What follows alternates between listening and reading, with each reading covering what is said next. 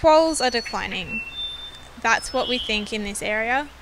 No one's really looking at them in the Illawarra and the Southern Highlands. We need to do more work to discover exactly what's happening with their numbers, but it's definitely clear that with the introduction of foxes, cats, and also, of course, destruction of their habitat, that they're certainly declining.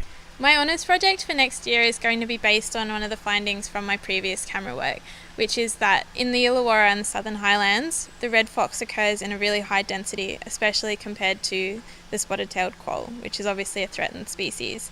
I'm hoping that this will really be able to help us target our long-term monitoring program for quolls, because if we can decide that the red fox is really having a negative impact, then we can focus on really employing an effective and humane fox control program in the area.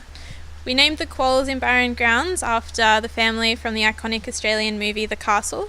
So the quolls are the Kerrigan family. They're the little Aussie battlers fighting against the big corporation, the introduced predators who are trying to take their land.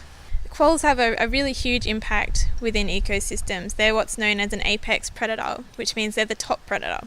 If something happens to them, if they become extinct in an area, we know that all of the other species that they interact with in any kind of way are going to be affected by that. We're an island nation, they're not found anywhere else in the world. Let's just go back not too long in history, and we had a beautiful animal called the Tasmanian tiger, or the thylacine, and we're facing a similar situation with the tiger quoll, or the spotted-tailed quoll, in that we could see it become extinct in our lifetimes, in fact even in the next 10 to 20 years. I think it's very important that we don't let that happen. And you know, our grandkids don't look back and say, oh, I would have loved to have seen a tiger quoll, but they became extinct because no one saved them.